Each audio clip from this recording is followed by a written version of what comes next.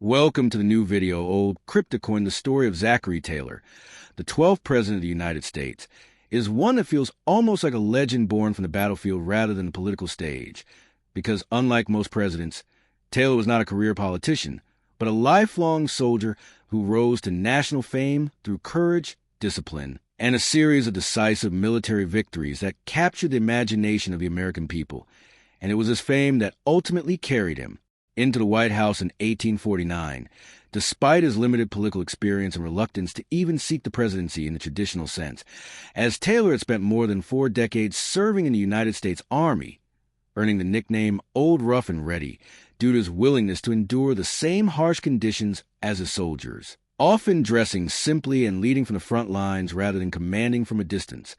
which made him immensely popular among both troops and civilians, especially after his success in the Mexican-American War, where his victories at battles such as Palo Alto, Resaca de la Palma, and Buena Vista turned him into a national hero almost overnight. And it was during this period that many Americans began to see him as a unifying figure in a country that was becoming increasingly divided over the issue of slavery and territorial expansion. And when he ran for president as a member of the Whig Party,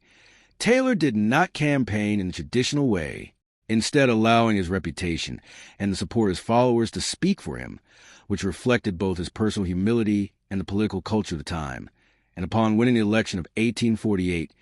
Taylor took office on March 4th, 1849,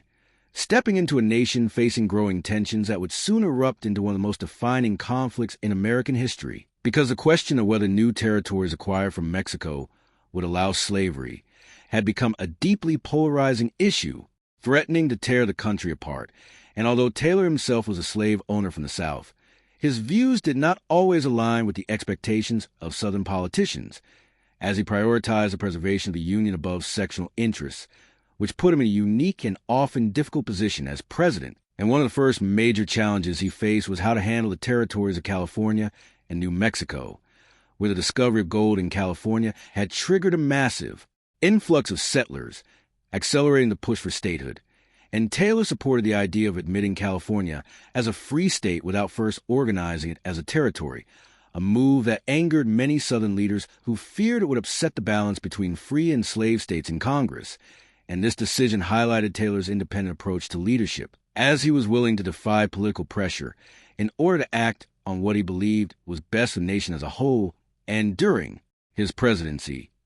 Taylor also had to deal with disputes over the boundary between Texas and New Mexico, which threatened to escalate into armed conflict. And rather than allowing tensions to spiral out of control, he took a firm stance against the expansionist claims of Texas, even hinting that he would use military force if necessary to maintain federal authority, demonstrating once again his commitment to national unity and law. But despite his strong leadership qualities, Taylor's presidency was tragically short-lived, lasting only about 16 months, and on July 4th, 1850, after attending Independence Day celebrations in Washington, D.C., where he reportedly consumed large quantities of cold milk and cherries in the summer heat,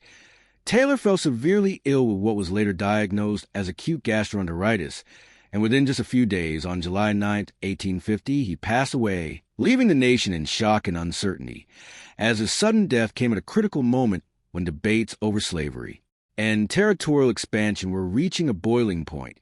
and his passing meant that the responsibility of addressing these issues would fall to his successor, Millard Fillmore, who would go on to support the Compromise of 1850, a series of measures aimed at easing sectional tensions, but which ultimately only delayed the inevitable conflict of the Civil War. And although Taylor's time in office was brief, his legacy remained significant because he represented a different kind of leadership,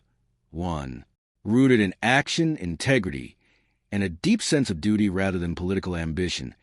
And his presidency serves as a reminder of how quickly history can change, how fragile leadership can be, and how the decisions of even a short-lived administration can influence the course of a nation. And when we look back at Zachary Taylor today,